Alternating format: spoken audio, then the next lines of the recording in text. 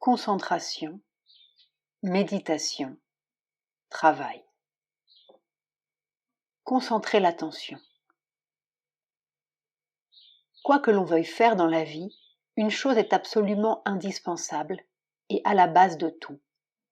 C'est la capacité de concentration de l'attention.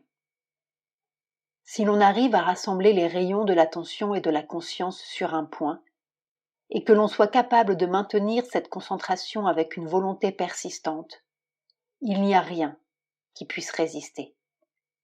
Quoi que ce soit, depuis le développement physique le plus matériel jusqu'au développement spirituel le plus élevé. Mais cette discipline doit être suivie d'une façon constante et pour ainsi dire imperturbable.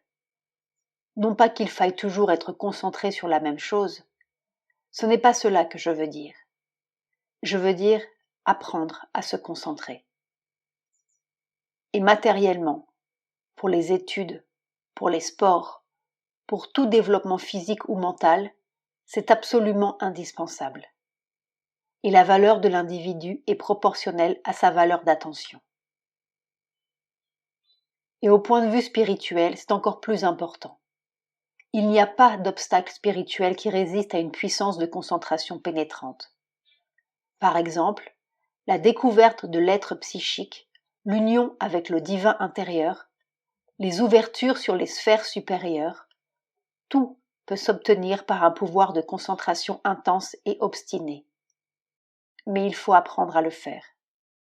Il n'y a aucune chose dans le domaine humain, et même surhumain, dont la clé ne soit pas le pouvoir de concentration.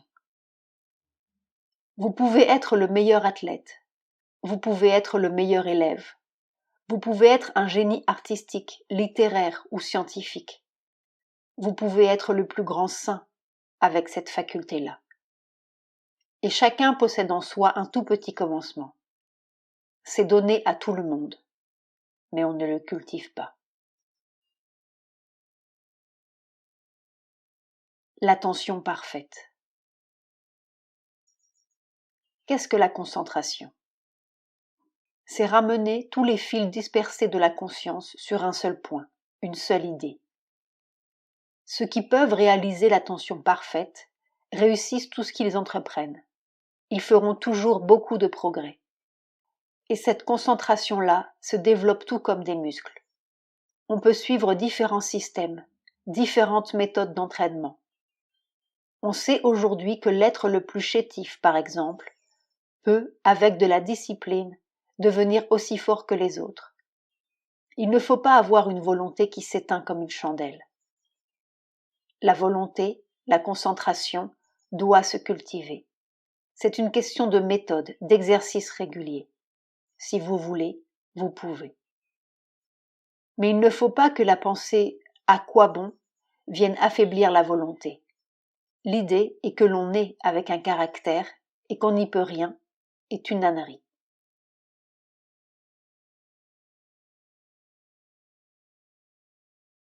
Le centre de l'aspiration. Il vaut toujours mieux tâcher de se concentrer dans un centre de l'aspiration, si l'on peut dire, le lieu où brûle la flamme de l'aspiration. Ramener toutes les énergies là, au centre du plexus solaire, et si possible, obtenir un silence attentif, comme si l'on voulait écouter quelque chose d'extrêmement subtil, quelque chose qui nécessite une attention complète, une concentration complète et un silence total. Et puis ne plus bouger. Et puis ne plus bouger. Ne plus penser, ne plus bouger, et faire ce mouvement d'ouverture de façon à recevoir tout ce qui peut être reçu, mais en prenant bien soin de ne pas essayer de savoir ce qui se passe pendant que ça se passe. Parce que si l'on veut comprendre, ou même observer activement, cela maintient une sorte d'activité cérébrale qui est défavorable à la plénitude de la réceptivité. Se taire aussi totalement que possible, dans une concentration attentive, et puis ne plus bouger. Si l'on réussit cela, alors quand tout est fini, quand on est sorti de la méditation, quelque temps après, généralement pas immédiatement, surgit du dedans de l'être quelque chose de nouveau dans la conscience, une nouvelle compréhension, une nouvelle appréciation des choses, une nouvelle attitude dans la vie, en somme, une nouvelle manière d'être.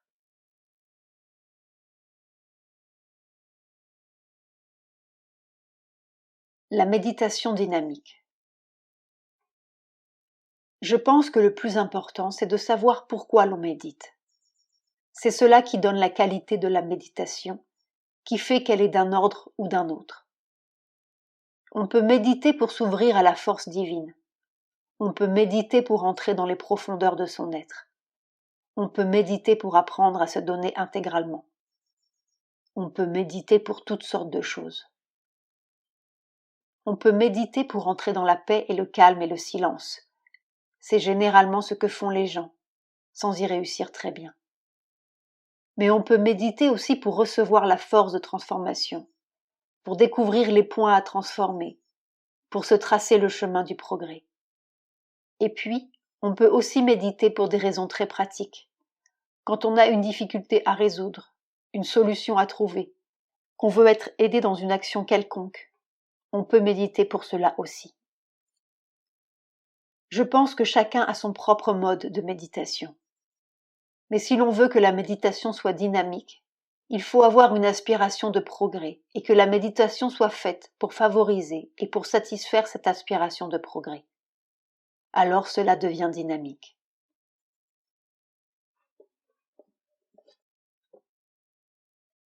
Méditation et progrès. Le nombre d'heures passées en méditation n'est pas un indice du progrès spirituel. Quand vous n'avez plus à faire d'efforts pour méditer, vous avez réellement progressé.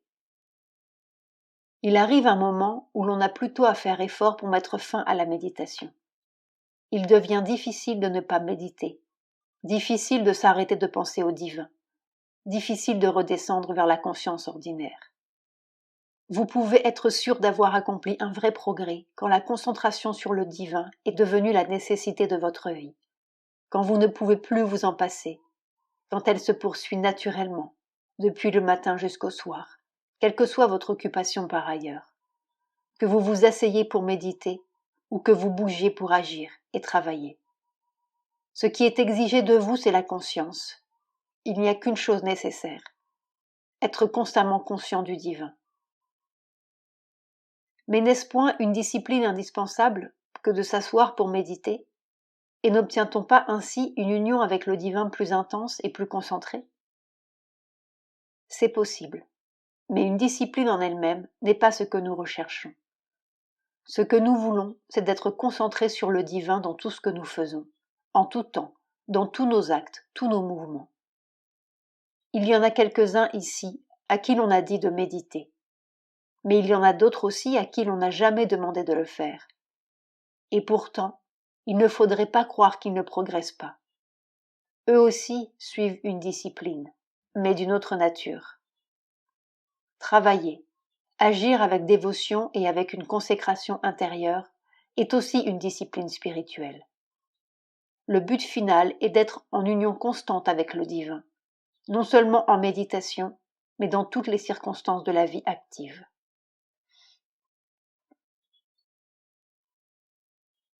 Méditez en toutes circonstances. Vous pouvez faire l'action la plus active. Par exemple, jouer au basket-ball, ce qui exige beaucoup de mouvement, et ne pas perdre l'attitude de méditation intérieure et de concentration sur le divin. Et quand vous en serez là, vous verrez que tout ce que vous faites change de qualité. Non seulement vous le ferez mieux, mais vous le ferez avec une puissance tout à fait inattendue. Et en même temps, vous garderez votre conscience si haute et si pure que plus rien ne pourra vous toucher. Et notez que cela peut aller si loin que, même s'il vous arrive un accident, cela ne vous fera pas de mal. Naturellement, c'est un sommet, mais c'est un sommet auquel on peut aspirer. Ne tombez pas dans l'erreur si commune de croire qu'il faut s'asseoir dans un coin tout à fait silencieux où personne ne passe, où vous êtes dans une position classique et tout à fait immobile pour pouvoir méditer. Ce n'est pas vrai. Ce qu'il faut, c'est arriver à méditer en toutes circonstances. Et j'appelle méditer, non pas vider votre tête, mais vous concentrer dans une contemplation du divin. Et si vous gardez cette contemplation au-dedans de vous, tout ce que vous ferez changera de qualité. Pas d'apparence, car apparemment ce sera la même chose, mais de qualité. Et la vie changera de qualité, et vous vous sentirez un peu différent de ce que vous étiez, avec une paix, une certitude, une tranquillité intérieure, une force invariable, quelque chose qui ne fléchit pas. Être maître chez soi. Ceux qui méprisent les activités physiques sont des gens qui ne pourront pas faire un seul pas sur le vrai chemin du yoga intégral, à moins qu'ils ne se débarrassent d'abord de leur mépris. Le contrôle du corps sous toutes ses formes est une base indispensable. Un corps qui vous gouverne est un ennemi. C'est un désordre qui est inacceptable. C'est la volonté éclairée de l'esprit qui doit gouverner le corps, et non le corps qui doit imposer sa loi à l'esprit. Quand on sait qu'une chose est mauvaise, il faut être capable de ne pas la faire. Quand on veut qu'une chose se réalise, il faut être capable de la faire, et il ne faut pas, à chaque pas, être arrêté par une incapacité, ou une mauvaise volonté, ou un manque de collaboration du corps.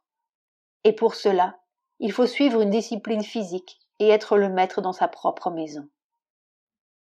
C'est très joli de s'évader dans des méditations et de regarder du haut de sa soi-disant grandeur les choses matérielles. Mais celui qui n'est pas le maître chez lui est un esclave.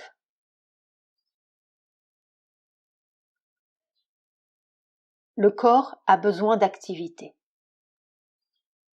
Le corps a besoin d'activité. Si vous le gardez inactif, il commencera à se révolter en étant malade. Il lui faut une activité, et vraiment, n'est-ce pas, une activité comme de planter des fleurs, de construire une maison, une chose vraiment matérielle. Il faudrait sentir. Et alors, il y a ceux qui font des exercices, ceux qui montent à bicyclette. Il y a d'innombrables activités, mais dans votre petit groupe, il faudrait que vous vous entendiez tous entre vous pour que chacun puisse trouver l'activité qui est conforme à son tempérament, à sa nature, à son besoin, mais pas avec des idées. Les idées, ce n'est pas très bon. Les idées vous donnent des préjugés, n'est-ce pas? Ça, c'est un bon travail. Ça, ce n'est pas digne de moi. Et toutes sortes de sottises. Il n'y a pas de mauvais travail. Il y a de mauvais travailleurs. Mais il n'y a pas de mauvais travail. Tout travail est bon quand on sait le faire de la bonne manière. Tout. Et c'est une sorte de communion. Et si pour votre bonheur vous êtes conscient d'une lumière intérieure, alors vous voyez que dans votre travail manuel, c'est comme si vous appeliez le divin dans les choses. Et alors la communion devient très concrète, et il y a un monde à découvrir, et c'est merveilleux. Se souvenir et offrir. Quand nous sommes concentrés dans les mouvements du mental ou les spéculations intellectuelles, pourquoi oublions-nous parfois le divin, ou perdons-nous contact avec lui? Vous perdez le contact parce que votre conscience est encore divisée. Le divin n'a pas encore fait de votre esprit sa demeure. Vous n'êtes pas encore entièrement consacré à la vie divine. Autrement, vous pourriez vous concentrer autant que vous voudriez sur les choses dont vous parlez. Et vous n'en conserveriez pas moins la perception que vous êtes aidé et soutenu par le divin. Dans toutes vos recherches, intellectuelles ou autres, votre devise doit être se souvenir et offrir. Quoi que vous fassiez, faites-le comme une offrande au divin. Et ce sera aussi une excellente discipline pour vous. Cela vous empêchera de faire beaucoup de choses sottes et inutiles. La voie ensoleillée, la mer.